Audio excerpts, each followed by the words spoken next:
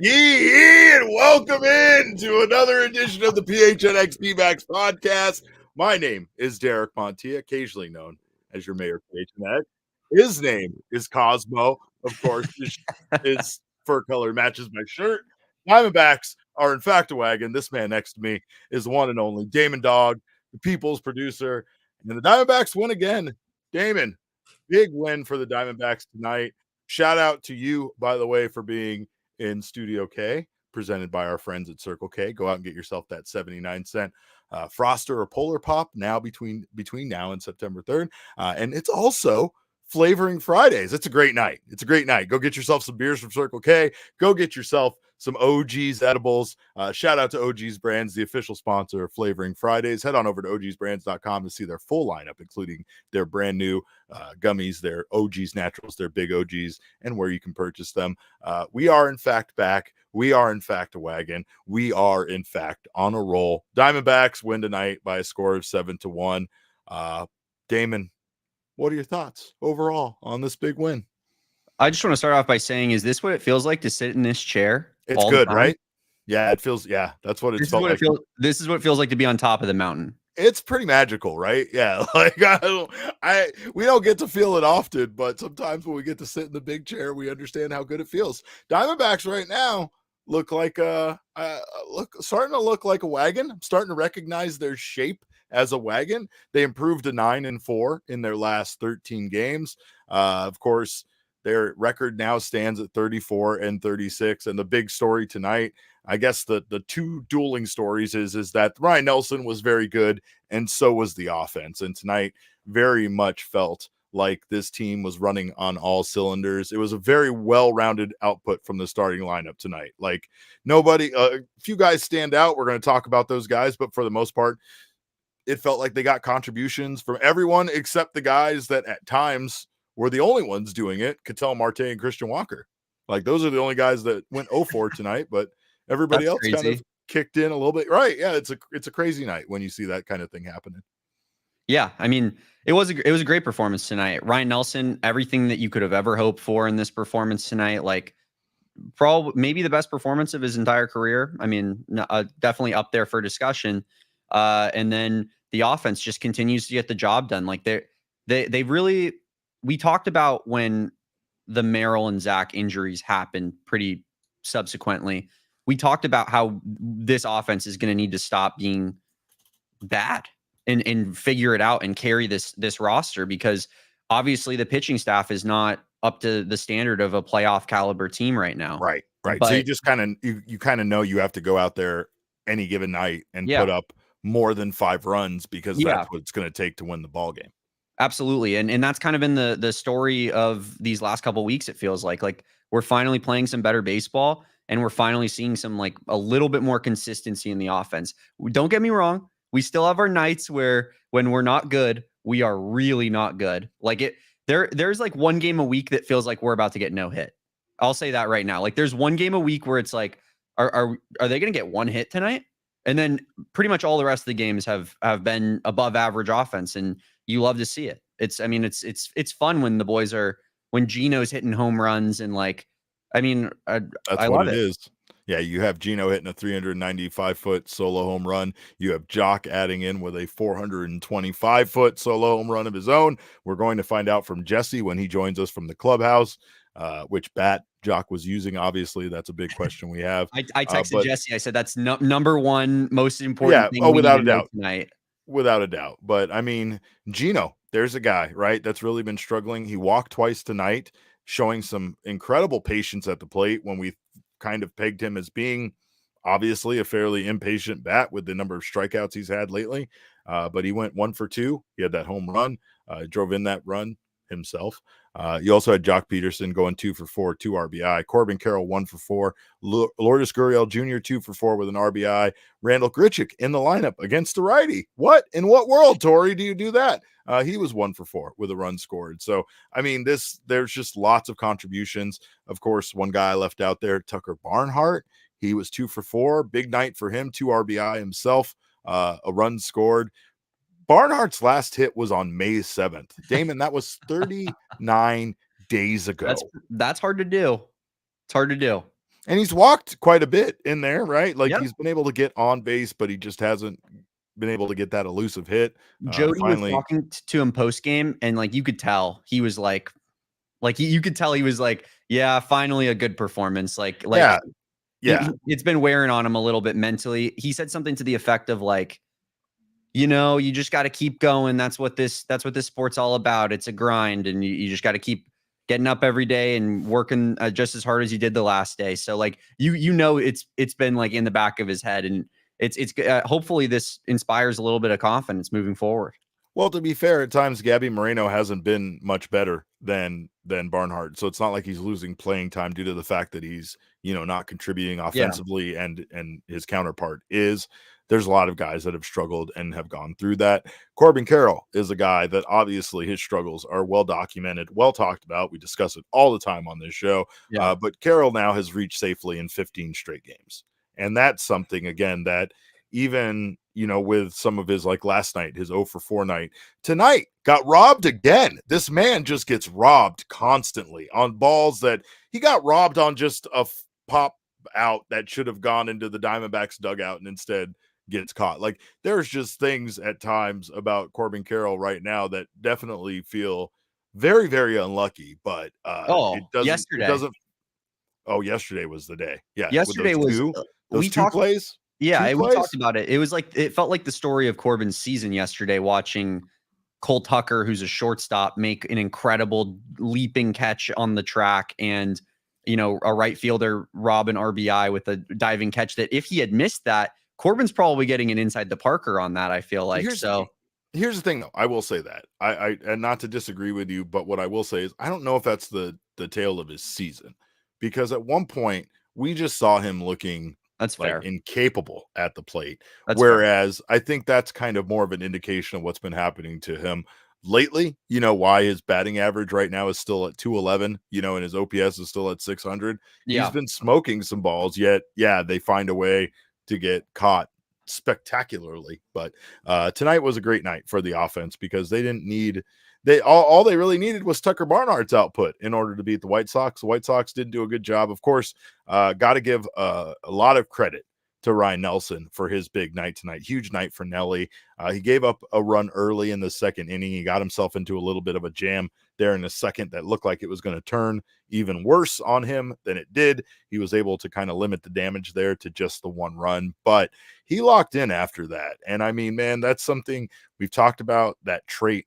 I've talked about it a bit about Brandon Pfaadt exhibiting that trait. I've talked about how that is a big time trait that, both Zach Gallen and Merrill Kelly have, just the aces at the top of the staff. Their ability to have a bad inning, especially an early bad inning, and then still lock in and, give you what Ryne Nelson was able to give you tonight, which is 6 strong innings. He gave up 6 hits and just that 1 earned run. He walked 1 and struck out 8. Fastball was working. Did we lose Derek here? What? I think you went out on us a little bit. Did we lose me? Oh no. Yeah. Oh, okay. My apologies. My internet at home is as consistent as the starting lineup at times. But what are your thoughts on Ryne Nelson's night? I mean, I mentioned it earlier. Like I couldn't ask for anything more. He was great. Like Tucker Barnhart said it in the post game as well. Like he threw a ton of strikes tonight. I think he threw 60 strikes tonight. And there was a couple of times where it felt like maybe he got away with a couple pitches because the White Sox are just a bad team, but he did what he was supposed to do. And he kept the team in a position to win. And, he gave up a few hits, more so than you might expect to see on a 8K 1 earned run night, but he limited that damage well. And if we're going to get these kind of outings out of Ryne Nelson, then, he's doing his job, and that's all we can ask from him. I'm not necessarily expecting a 1 earned run performance every night, but just Sure. competitive performances that, unlike that Padres game, like just give us quality starts, like, throw the ball in the zone, but don't throw meatballs to these guys. And I liked what I saw from Ryne tonight. I'm happy for him too, because he probably needed that. But he might have gotten sent down if he had another disaster performance like he did last time. Well, we were talking about that, right? And we are getting closer and closer to the return of guys like Zach Gallen and Merrill Kelly. We know that, the most likely there's going to be guys sent down to stay stretched out, right? They're going to need Ryne Nelson, Tommy Henry, or Slade Ciccone all to maybe all, but mostly at least two of them probably to go and stay available should something else happen to the starting rotation. So it is kind of back to that preseason battle about which guy is really going to impress right now, especially when it's very important. This is a very important time for these guys to be bringing their best every single day, even if it's against a team like the White Sox that we know have struggled this season and have struggled historically as a franchise, apparently, according to Jesse's Jesse's interview with Herb earlier today. But I mean, there's just not a lot of time left for these guys to impress, I think. Yeah, I mean, I would say especially against a team like the White Sox, though, wouldn't you? Like, this is the type of team that we need. We need the D-backs to come in and be like, we're better than this team, and we're just going to show it out here. Like, I understand that they're the worst team in baseball right now, but I would argue that like that's when you need to show that you're a different caliber team the most, because you don't want to be in like a let's play down to their competition kind of game with them, which I think that this team has had a tendency to do at times. So I would say especially like, looking over at the other team and seeing a bad baseball team and saying, we're better than them. We're going to sweep this series or whatever. Like that's the mentality that I like to see. And hopefully that's the mentality they have. I think it probably is. And I also want to say, I will be damned if I'm not going to be excited about beating any opponent at this point. I think the Diamondbacks should feel that same way. To hell with that. These are all Major League Baseball teams. They're all capable of winning. This exact White Sox team just gave the Mariners quite the run in a 4-game series. They only won one game, but that series was much closer than a blowout like the Diamondbacks, put on the White Sox tonight, going, winning 7-1. That question arises, like, should we be excited about beating teams like the White Sox and beating teams like the Angels and the Nationals? It's like, yes, because those are the trap teams. Those are the games that you absolutely can't afford to lose, especially considering, the way that this season is going for the National League. This is a very tight field where all the teams have very close records, and these games are what matters. You can't take any of these games lightly because we already saw last year how much this impacted this team. I mean, the Diamondbacks had a series against the White Sox right before the end of the season that they kind of thought they were going to come into and kind of push the White Sox around and get secure their spot in the playoffs. They very much did not do that. And then they continued to not do that against the Astros and needed the help of some losses in order for them to actually make the playoffs. So, I mean, they cannot take these games lightly. And these are, especially right now during this period of time when this team is still not close to being 100%, these are not games that they can afford to lose. So I think the Diamondbacks should absolutely be excited about beating the lowly goddamn White Sox. And I think that they should come out tomorrow and try to put it on them again. And I think they should try to make their dads unhappy on Sunday and send them home losers on Sunday as well, after getting swept by the Diamondbacks. That should be the attitude right now. It should be kind of a dire kind of situation where you want to capitalize on playing these teams at this time when they are not playing good baseball. These are bad teams. I'm not going to make excuses for the Angels and the White Sox. They're probably going to end their season at the end, bottom of the AL, and that is what most likely that is going to transpire, right? But still, it doesn't mean that in the middle of the season they can't win a series against you and they can't, throw some losses on your record, especially when the Diamondbacks are so close right now to being at 500 or above 500. They're 2 games back from being 500. This is all that we kind of wanted them to do during this period of time where they were missing so many of their not only starting position players, but their starting rotation. That's the biggest thing is Ryne Nelson gave them such a great night on a night where they needed him to, because they can't afford their starting pitchers to have a 6+ ERA like we've seen them have. Yeah, I mean, well, you mentioned it. Like it's these games that you got to stack wins in if you want to be a competitive, good baseball team. Like, and I'm looking at the schedule here from the season thus far, and outside of the Rockies series, like we haven't had too many easy series in this season thus far. We've played a lot of pretty good teams on paper. Like there was that stretch where we played the Tigers and the Marlins, but that even proves your point further where we played the Tigers and the Marlins, and we went 2-4 against those two teams. And those are teams that you do not want to be going 2-4 against. Those are teams that you want to be winning those series, going 4-2 at minimums, going 3-3 and splitting between the two of them. To be fair, the Tigers are only 2 games below 500 themselves. They've been playing some decent baseball this year. They're not in that much of a different spot than the Diamondbacks are right now in this season. I would die on the hill of arguing the Diamondbacks are a much more talented team than the Tigers. But when they played them, when you were looking at the talent available to Torey Lovullo to have in his lineup and in his starting rotation, that they didn't have all of their weapons. They weren't at 100%. And, again, you can't take any team lightly, even a team like the White Sox, because they will beat you. These are still professional baseball players. They still are capable of going out there on any given night and putting up a ridiculous score. And it's baseball, so no one would even think twice about it, right? So that's the reason why you can't, kind of let your foot off the gas here just because you won game one. The Diamondbacks have not won a lot of game ones. They also have not swept a lot of teams. So this would be a great opportunity this weekend to just keep the pressure on, keep applying that offense. Like this offense has been really good because it does feel like, it almost feels like you should look at the lineup tonight and see somebody have 2 home runs again and go 3 for 4. Yeah. And when you look, it's just contributions from the entire team. It's nights like tonight that are wins that we thought we would be seeing more often from this team based on the way this lineup is constructed. And tonight's lineup might have been Torey Lovullo's best lineup of the year, simply because I think he finally threw some of those righty-lefty matchups out the window and had both Randall Grichuk and Joc Pederson in there. I know Grichuk didn't go out and have almost a cycle again, but he still was 1 for 4 with a run scored and, again, contributed to the offense. And obviously we know what Joc did with the boomstick.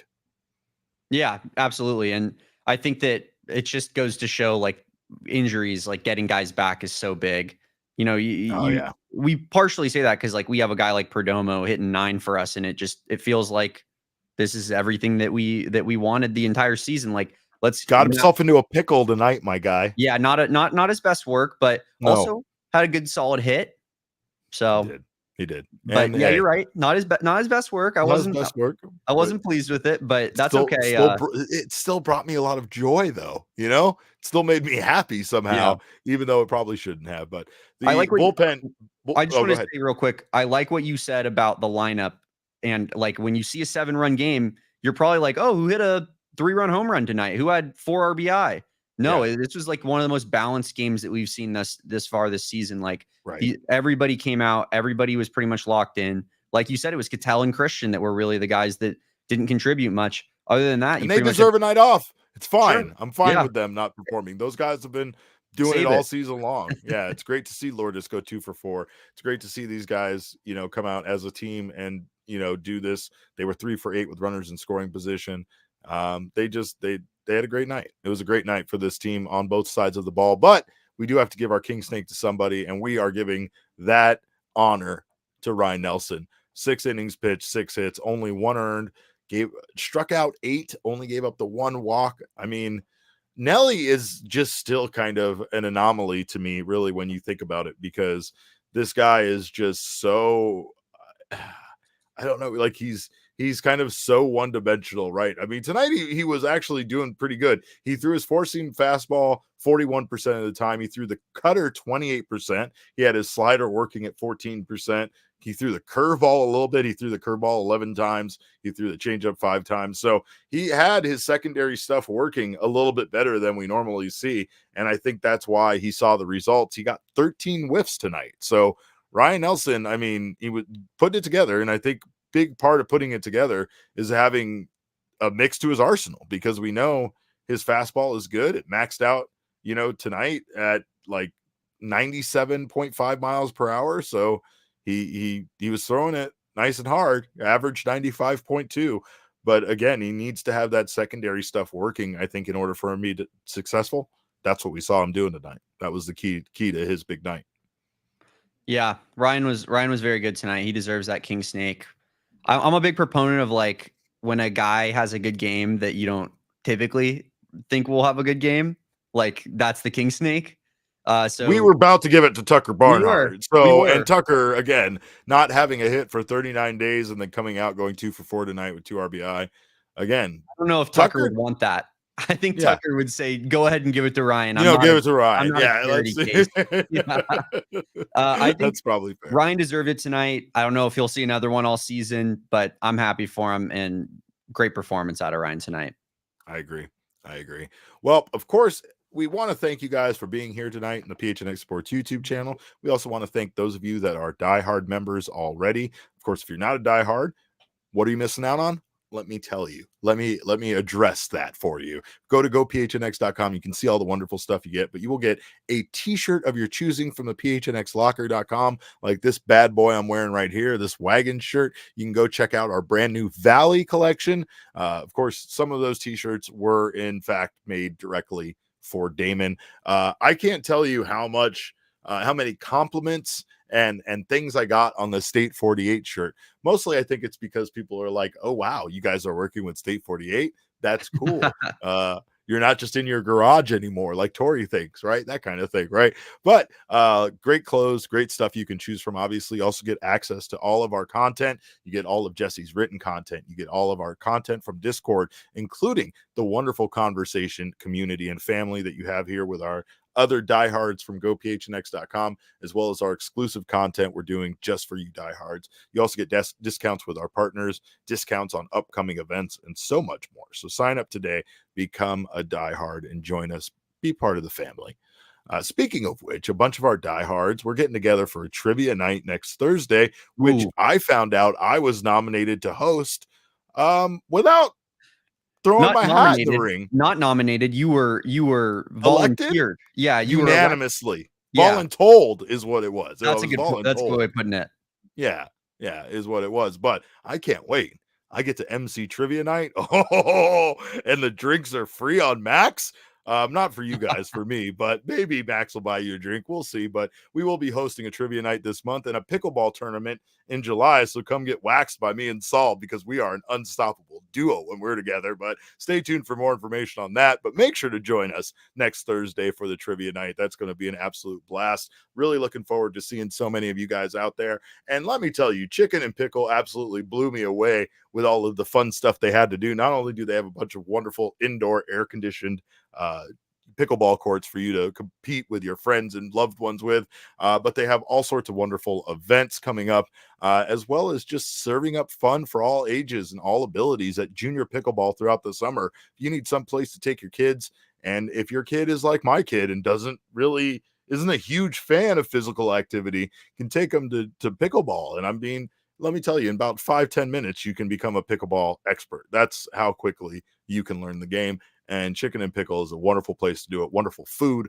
wonderful drinks. And even if you're not into pickleball, there's all sorts of incredible stuff to do, and games to be had. Of course, Jesse will be there serving up ass whoopings and ping pong. So there's going to be all sorts of fun to be had. But you don't want that smoke. You don't want those hands. You don't want those hands from Jesse. But I'll tell you what, you guys have not seen the side of Jesse that me and Derek have seen. He was like, Totri went up to him at Chicken and Pickle and was like, we're gonna play some ping pong, because I've heard you're nasty, Jesse. And Jesse gets the ping pong paddle in his hand and he's walking behind Totri, walking out to the ping pong table, and he's going, I'm not sure you want to get involved in this, Totri.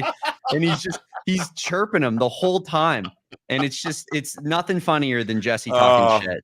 Funniest thing I've ever heard. It's amazing. It's amazing. Yeah, because his shit talking is not real shit talking. It's just information. He's just providing you with facts. He's actually probably being polite. He's being nice. He's saying like, I don't really want to embarrass you like this. Yeah, it's not my goal. Right. Yeah, but he will. So head to chickenandpickle.com. That's chickenandpickle.com to see all the fun you can have at their Glendale location. Make sure to join us for that. That's going to be a blast.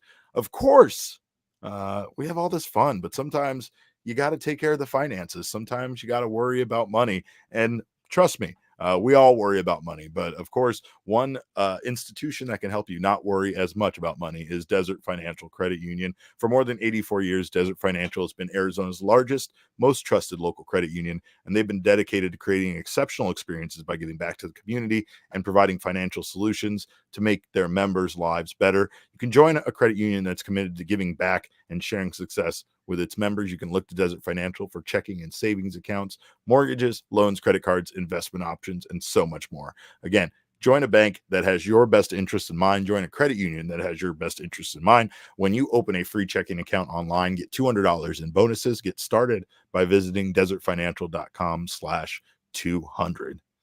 And speaking of which, shout out to Desert Financial for sponsoring the count here. So let's work the count for tonight's game, again presented by Desert Financial. Diamondbacks outscore the White Sox here by a score of 7-1. Out hit the White Sox 10-8. Runners in scoring position, Diamondbacks hit 375. They were 3 for 8. White Sox 111. They were 1 for 9. Extra base hits, Diamondbacks had 3 to the White Sox 2. Theirs were a little bit more impactful, being those dingers. And then we also had the hard hit percentage, which again, hardly ever makes sense sometimes.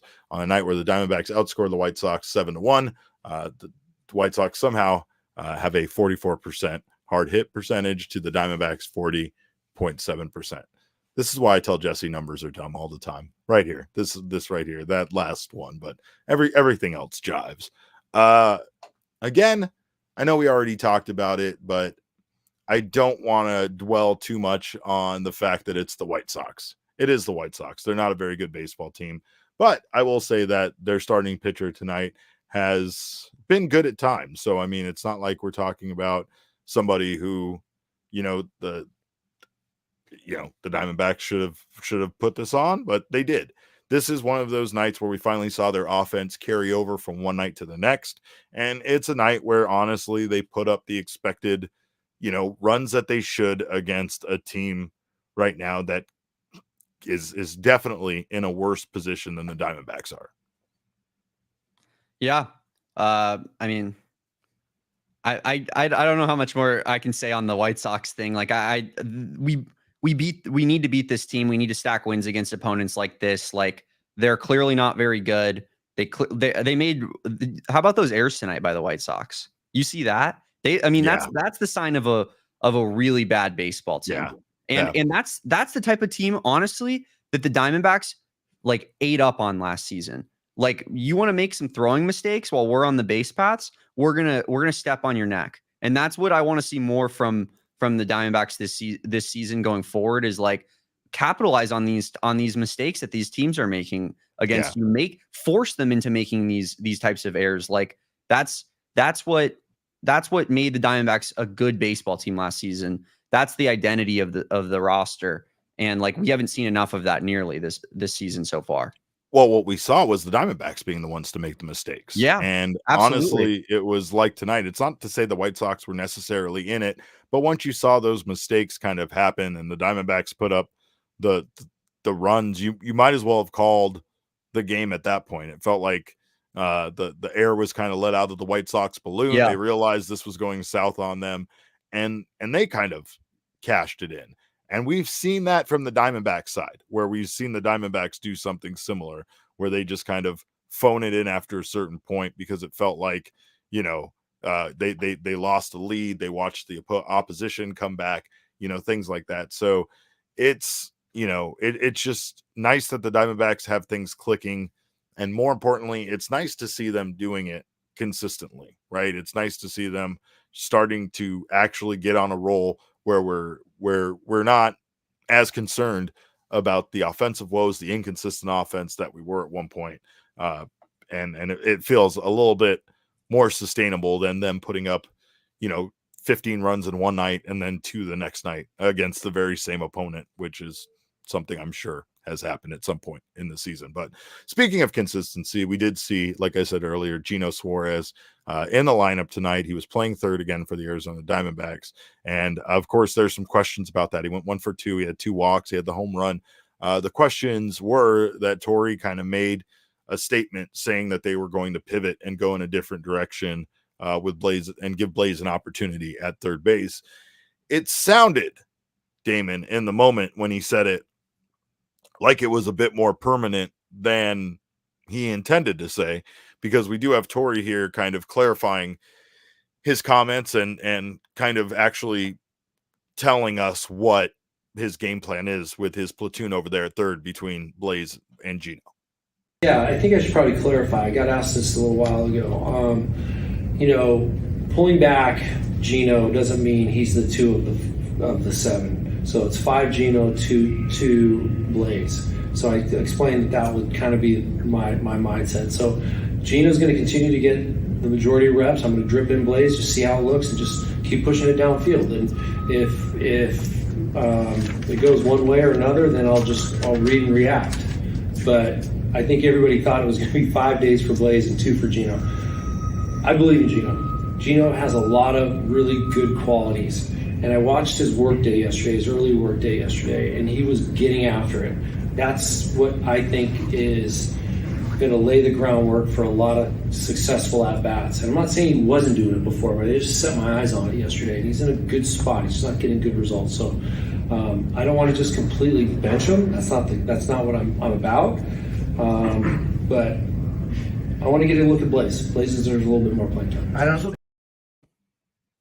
I get what he's saying, especially with Geraldo Perdomo, Kevin Newman, the situation that they have at shortstop. The playing time for Blaze is going to become less and less. So it's understandable from the Blaze perspective that he wants to get time at third base. But he definitely made it sound like he was going to be pivoting and going in a different direction other than Geno, and then kind of surprised when things are taken out of context.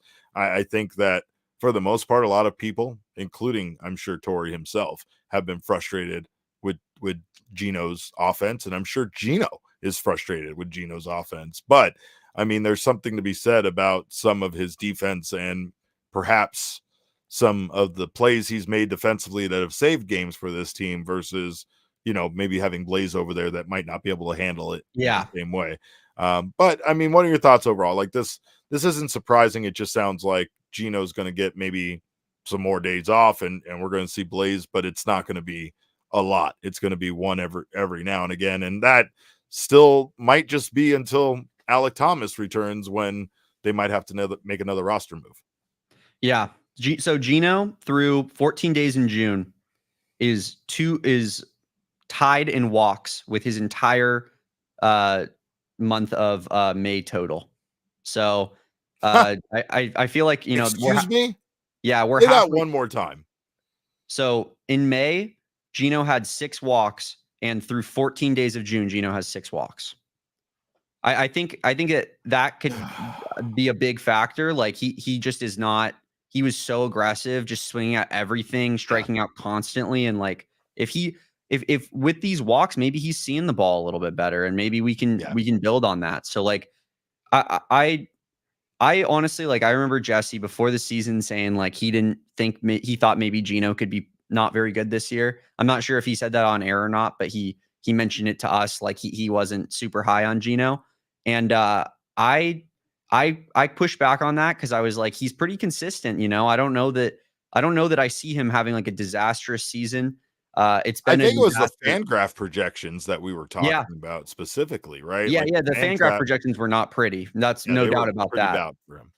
Yeah, but I just like I think there's no way he's this bad of a baseball player, because we've seen it in his whole career. He's been so consistent. So like we just I hope he figures it out more. Hope he keeps, seeing the ball a little bit better, because we really need him. And like you said, like his defense is like underrated. He's a good third baseman. He's reliable. He makes all the plays he should make. Like Blaze playing a new position at a major league level, I'm not sure that would go so well. So we need Geno to step it up if we're going to be successful this season, I think. And hopefully today was a step in the right direction.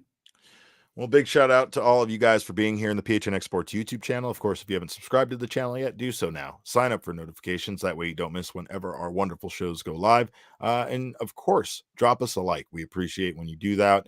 If you're listening on the audio podcasting side, we love our listeners. Make sure you drop us a review over there. We appreciate that feedback. Make sure you're also subscribed on your favorite audio podcasting app.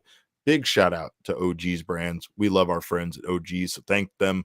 A big thanks to them for sponsoring Flavoring Fridays. And of course, they have an entire wonderful lineup of products that you should check out. And it's like a Swiss Army knife, right? Like there's a tool for everything that you need in life. Do you need to be more focused? There's an OG's for that. Do you need just a little bit of a pick-me-up? There's a microdose for that. They need to get a good night's sleep. There's a sleep edition gummy.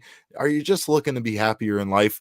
Aren't we all? There is a happy balance version of their wonderful gummies as well, and they all taste delicious. They all have a wonderful flavors that these are candies you would eat even without the medicated marijuana in them. So make sure to check out all the wonderful options OG's has to offer. To learn more about OG's gummies and where you can find them, head on over to ogsbrands.com. Must be 21 or over to enjoy, and please enjoy responsibly. Speaking of enjoying things responsibly, I am very much responsibly enjoying this Wow Wheat beer from our friends at Four Peaks in celebration of tonight's win. You should be too. You can get Four Peaks all over the valley. It is a staple of the valley, and of course you can get their Bad Birdie Juicy Golden Ale, which is the flavor of the month, flavor of the year potentially from Four Peaks. It's super drinkable, perfect companion at the tea box or of course in your refrigerator. So make sure to go get yourself a 15-pack. They have those variety packs if you're like me and you like variety, because of course variety is the spice of life. So make sure to grab yourself one of those. Visit fourpeaks.com/locator to find all your favorite beers and events. Check out at Four Peaks Brew or at Four Peaks Pub to keep up with the latest. Arizona's hometown brewery. Must be 21 or older to drink Four Peaks, and please drink responsibly. That Bad Birdie Juicy Golden Ale is one of the best beers I've ever had in my life. I say it every time we do an ad read for it, but if you haven't yet had that, I need you to go check it out immediately if you're a beer guy or a beer gal. And I wanted to shout out Mr. Grimm as well for a $10 super chat. Thank you so much, Mr. Grimm. Thank you, Mr. Grimm. Thank you guys for all you guys do. And appreciate you. We couldn't do without you guys, so appreciate you guys. Absolutely. You guys make this fun. You guys make I mean, honestly, me and Damon, we like each other. We spent 45 minutes in the parking lot last night talking about social media. So how could we not like each other? Talking strat. Just a strategy planning session, just getting our shit together. Just at 12 at night. Yeah, that's that we grind like that for you guys. Stop. That's why we do it. When we were having that talk, we were like, how can we do more for our people? How can we do more? Absolutely. And of course, the guy that does more for everyone than anyone around here, especially more than me and Damon, that's for sure, is Jesse Friedman, my Thunderstick, your vice mayor. Jesse, another big win, another big night for the offense. I don't want to call it a big win because it's the White Sox, and we kind of had this penciled in as hopefully a win, a game they should win, right? But I think the bigger thing here is that the Diamondbacks were able to keep the offense rolling from what they were able to do last night against the Angels to this game. Yeah, the offense, we talked about it yesterday, how they haven't exactly been the model of consistency, even though they had definitely stepped things up. And, maybe this is a sign that they are kind of moving in that direction. You got 7 runs in this game. You got RBI by 6 different guys in this game as well. So it was a variety of contributors tonight. Geno Suarez, of course, hitting that solo home run on a 3-0 pitch. He reached base 3 times in this game. I know you guys touched on him a little bit earlier. Certainly good to see him take a step in the right direction. So, yeah, just a complete game for the D-backs. It is the White Sox, as you said. This is not, you're not exactly taking a huge victory lap or anything after game 1 of this series, but the Diamondbacks did what they needed to do tonight. I think if you win the series, take a victory lap. If you sweep the series, absolutely take a victory lap, right? I mean, it's still a baseball team that could give you a problem. It's still one of those losses that, again, even that Padres game really wasn't a must win, even though Torey called it that, right? It's the middle of the regular season. It's hard to call any of these games must win. But when you start losing to teams like the White Sox and the Angels, and not losing a single game, but losing series, that's when you really start questioning, like, if you're even a contending team any longer. And I don't mean us, because fans question it the minute you lose. I'm talking about internally. You start feeling like maybe we're not, what we think we are. And that's a dangerous spot to be for a baseball team. Yeah, I mean, the Diamondbacks are still in a kind of totally fine position, right? I mean, they're 34-36 through 70 games. It's not at all where this team probably wanted to be at the 70 game mark of the season. But you think about, once again, all the guys that they've lost to be within, I think it's a game right now of the third wild card spot, which is currently occupied by the Cardinals, who've kind of gone on a nice run lately. The Cardinals are still only 500. I think they're 36-36. The Diamondbacks are 34-36. So the D-backs continue to be right there, and you've got an opportunity here, Derek, to try to sweep this series. I know I wouldn't say that sweeping any series in this league is easy, but the Diamondbacks have an opportunity to do that over the next couple of days, and that would allow them to get back to 500 for the first time in quite a while. It's a careful balance of not putting too much pressure on yourself to sweep a series, right? But then also being like, hey, we have a chance here, you guys. We have a chance to go out there and at least over these next 9 games, win a lot of these next 9 games. And again, it's not to take any of those opponents lightly. The Angels, the White Sox, the Nationals. Nationals are playing much better baseball than either of these two teams, so they don't really deserve to be lumped in with the Angels and the White Sox. But still, they're a team where when you look at what they've done this season, you look at their record, you think, all right, that's a team the Diamondbacks at least has a chance. And honestly, believing in this team should probably win that series against the Nationals. But that's just hopes, Jesse. That's just opinions. That's not fact. That's not baseball games actually being played. We know how bad the starting rotation has been for this team, and we know how much of a problem that has been, even against bad baseball teams, because the starting rotation has not been very good. But man, they got a big game out of Ryne Nelson tonight. I mean, not only did they get length, but he went out there, he goes 6 innings, gives up just the 1 earned, strikes out 8. I mean, we kind of went over his numbers with his breaking stuff a little bit, but actually was throwing his breaking stuff at a decent percentage, which allowed him to work his fastball even more, right? Like when you're able to throw that breaking stuff, that fastball is so much more effective. Yeah, we talked with Torey after this game. Of course, we talked with Ryan himself. We also talked with Tucker Barnhart, who is behind the plate for this one. We'll start with we'll start here with Ryne Nelson. Here's what he had to say about his outing tonight. Felt like I was jumping ahead of guys, and also just throwing a good mix out there today. Felt like the curveball and the slider were both really good tonight, and mixed the changeups in there too, and it allowed a little bit more freedom with the fastball. Is that the first time this year you felt like you had that many pitches work at the same time? Yeah, definitely. I think we've been working really hard on getting those secondaries locked in, and I think tonight was the first step in being able to confidently use them like that, and expanding with them and throwing them in the zone in good spots. So I think that it just all kind of came together tonight. 13 whiffs tonight, Jesse. 5 on the fastball, but 3 on the slider and 3 on the cutter. So I mean, again, that secondary stuff really seemed to help him have a good mix, and like was the key to him being as effective as he was tonight.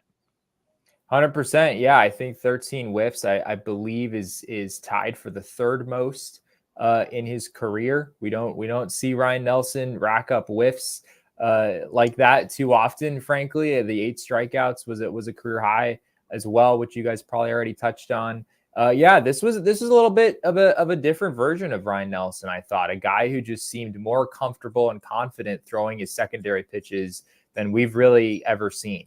And as you alluded to, he did get whiffs on the fastball and the cutter, and he also got whiffs on everything else. He got at least 1 swing and miss on every single pitch that he threw, all 5 of his pitches, which is, for him in particular, a really big accomplishment. So yeah, maybe this is the start of something for Nelson. I think the sort of obvious takeaway is that you need to see more than just one outing like this, especially given the opponent. Nelson has had kind of good outings here and there, but it did feel a little different today with how much swing and miss there was.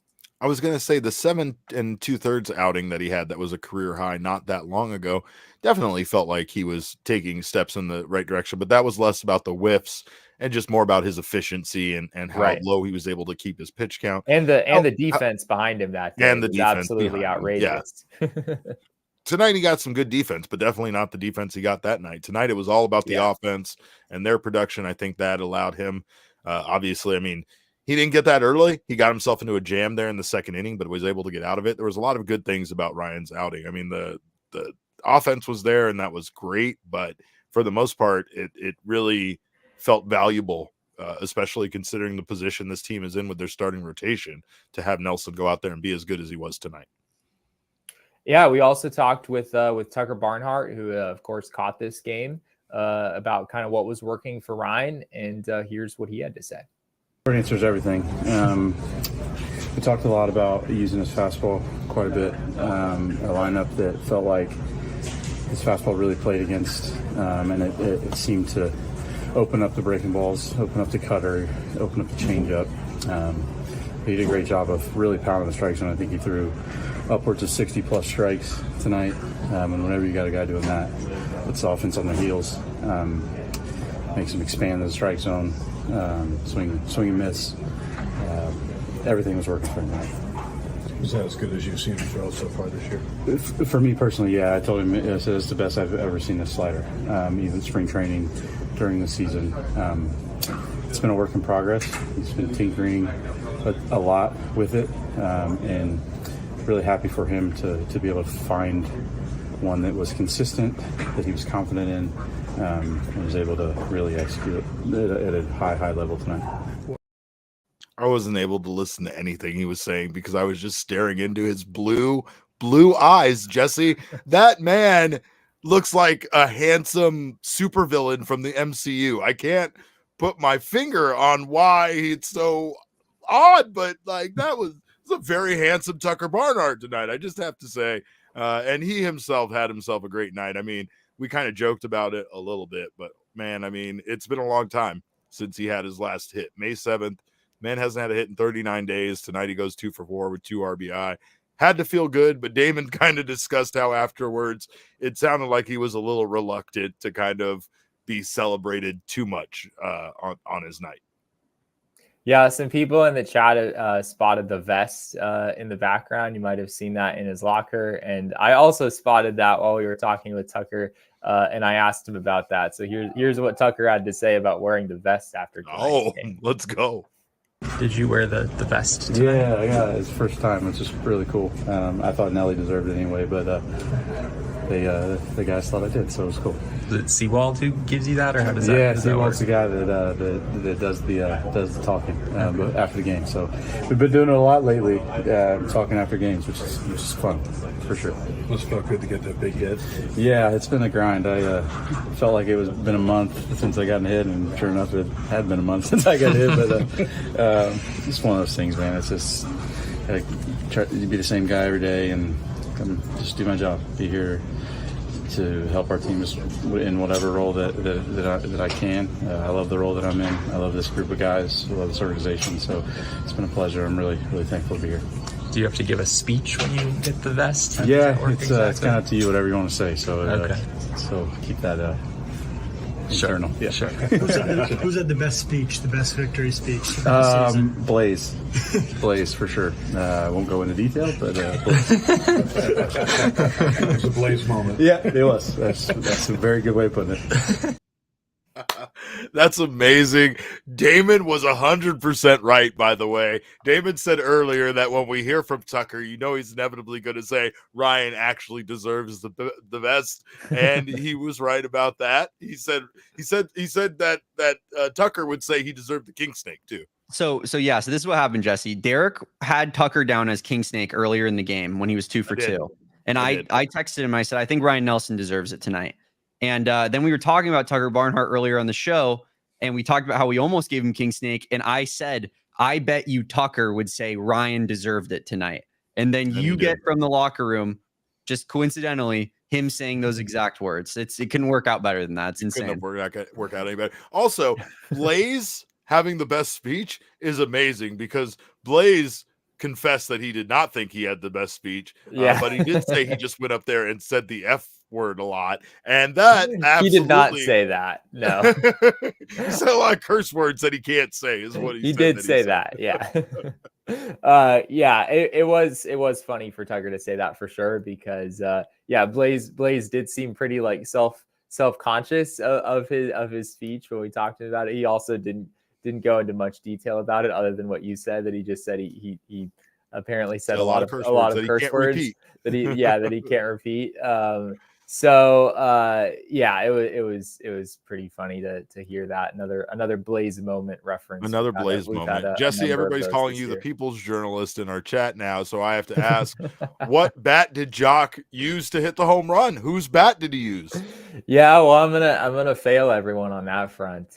Didn't get that information. Joc wasn't around after the game. Yeah. Usually, I mean, we generally speaking get our choice of, you know how it is, like maybe a couple of guys after the game. And on that note, I will say real quick, we actually requested to speak with Eugenio Suarez after this game, and we were declined. Geno did not want to speak with the media after this one. Obviously, this was a good game for him.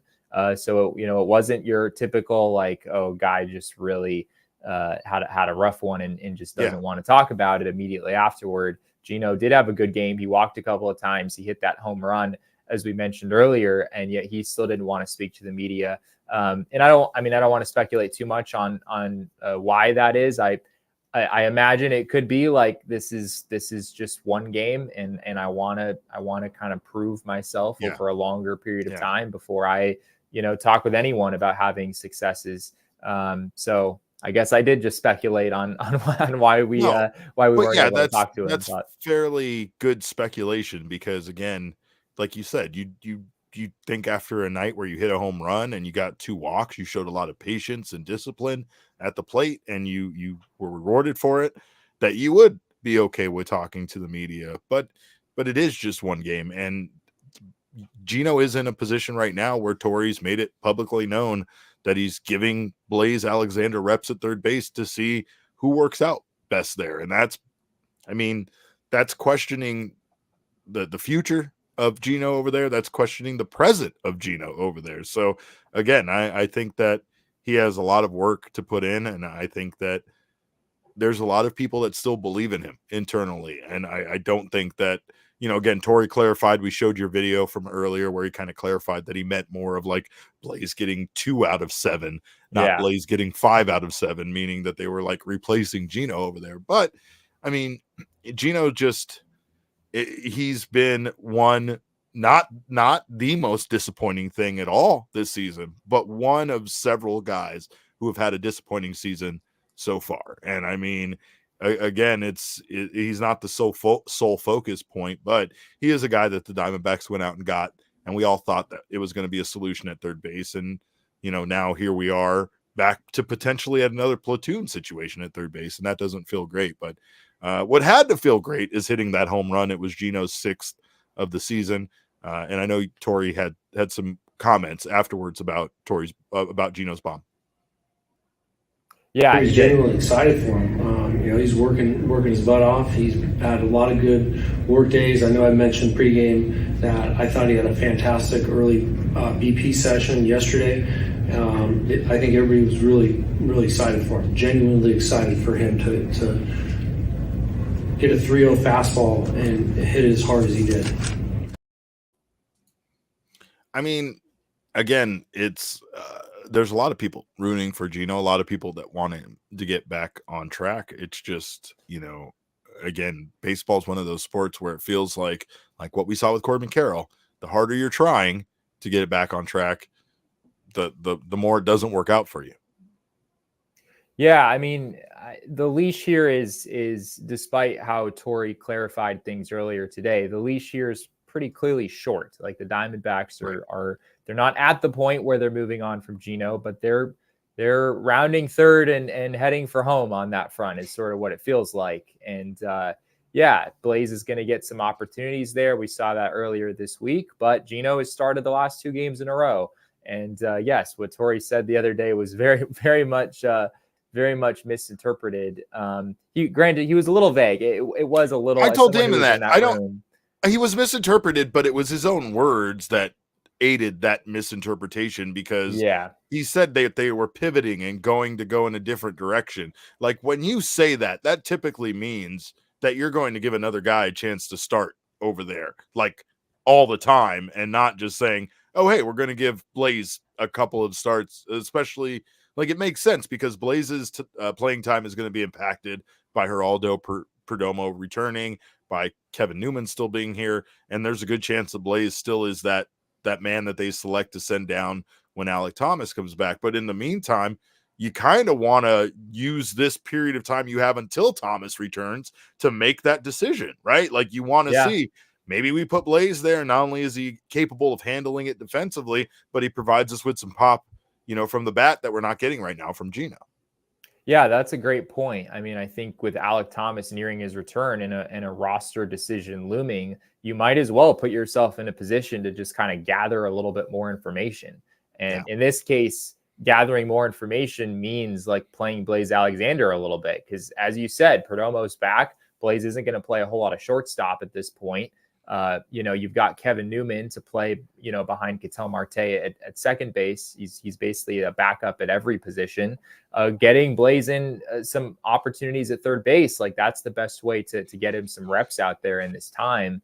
And it also makes logical sense with the way that Geno has struggled lately. So yeah, we'll see how it looks over the next few days. I mean, I don't think the 5-2 situation is necessarily here to stay for a long time. Even that still sounds very fluid, where, I wouldn't be like, Geno, if he has a couple more good games, like, maybe we're talking about Geno as your everyday third baseman again in a few days. And maybe they do wind up sending Blaze back to AAA to get some more regular opportunities there. So it'll be interesting to see how all this unfolds, but it's definitely not as big of a change as a lot of us thought initially. Yeah, no, I agree. Well, of course, Jesse, we know I am a very consistent truth teller. I never lie. None of us lie on this show, in fact. So it's very hard for us to recognize what is and isn't a lie. But we do know that the numbers are with us. They also don't lie. So what do you have for your number tonight from tonight's game? Tonight's number is 41, which is a percentage. That is the percentage of Ryne Nelson's pitches tonight that were four-seam fastballs, which may not sound very low, Derek, but that is in fact the lowest four-seam fastball usage of Ryne Nelson's career. 41% is the lowest that he has ever had in any outing in the major leagues since debuting. Yeah, there were some usually over 50%, right? Yeah, we've seen a lot of well over 50s. I think we might have even seen some in the 60 range. But yeah, it goes back to what Torey and I guess what you guys saw, what Ryne and what Tucker Barnhart was also talking about, where he just had a pitch mix tonight. He had more weapons to go to in 2-strike counts. Tucker talked about the slider in particular earlier. I did think that pitch looked like it took a step forward.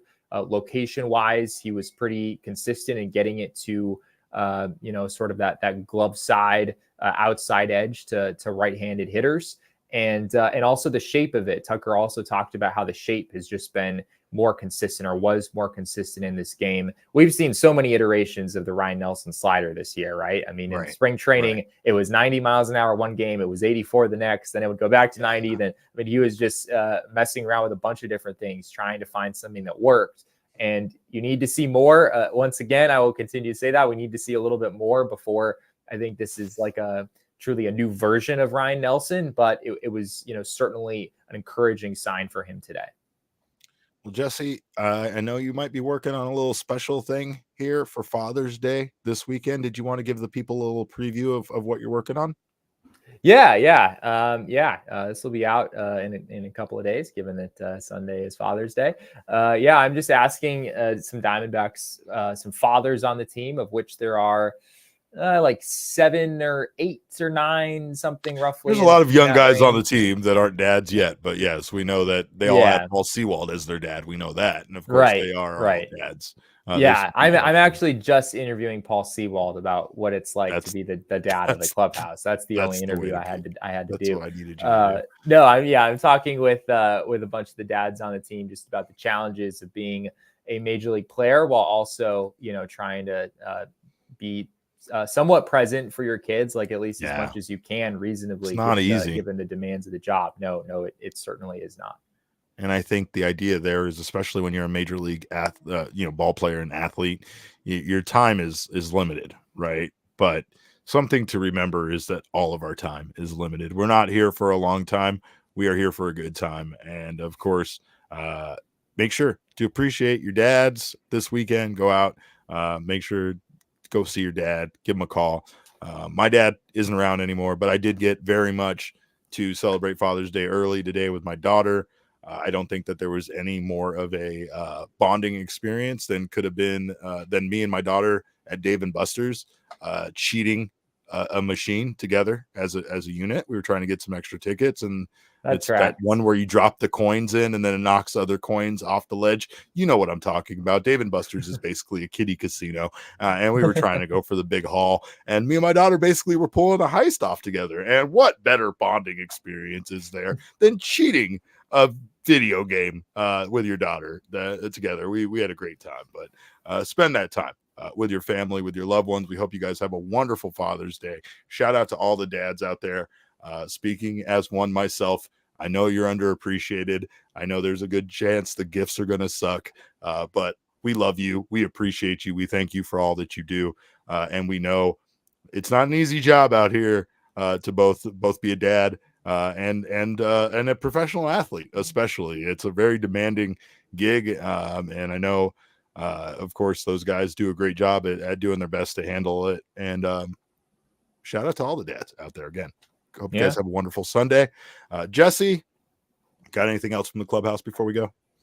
Yeah, you guys might have already seen this. I tweeted out. I know other people did as well. Scott McGough will be the Diamondbacks opener for tomorrow's game. That had not yet been announced until as of just a few minutes ago, and we were downstairs. Just ruined my night. You absolutely ruined my Scott night. McGough is going to start. Such a good time before that. He's going to just be the opener, of course. Tommy Henry, it sounds like, will be the bulk reliever behind him. We saw the same thing in San Diego, of course. So it works. We'll see. Hopefully it works. We'll see what happens. I did then. I mean, that game was had a lot more to do with the offense than McGough or Tommy Henry necessarily. Yeah. But it was a win, and this offense certainly has been rolling here over the last couple of days. Well, don't forget to go get that polo shirt on Sunday, by the way. Great day to come out to the ballpark and see the finale. So get your polo shirt. I think they have the 4 home run shirt tomorrow, right? So it's a whole weekend of giving stuff. If you haven't gotten your dad a gift, just saying, you can go to 2 baseball games, get some free stuff, and then show up at like dinner on Sunday with a bevy of Diamondbacks gifts for dad. I'm just throwing that out there. But of course, we do appreciate your time. We appreciate you, whether you're buying the gifts or you're getting them for free from the Diamondbacks. Of course, you can follow us on Twitter. I'm at Cap_caveman with a K. Jesse is at Jesse and Friedman. The people's producer, Damon Dog, is at Damon Dog. That's DAWG. And we are, of course, Damon's Dogs. Bark, bark. Bark. Our show is at PHNX_DBacks, but of course, all roads lead to at PHNX_sports on Twitter, Instagram, and Facebook. We hope you guys have a wonderful weekend, especially you dads out there. We will see you back here on Monday for our 1 p.m. show. Make sure, if you haven't had a chance to check out Jesse's On the Record, you check out his preview for this series with the White Sox with our guy Herb from the CHGO White Sox podcast. We love Herb around here. Herb's the best, so make sure to check that out. And of course, at least remember, we're not the White Sox franchise. That's something I probably should have waited to end it with that. That's a good zinger. I'm supposed to be the one throwing. You're supposed to be the one roasting the White Sox. I forgot, but of course, we thank you guys again so much for stopping by. We will see you on Monday, and again, have a wonderful weekend. Again, thank you for your time, and remember, kids, baseball is fun, but it's so much more fun when you root for any team other than the White Sox. Got them. We all silly like the mayor.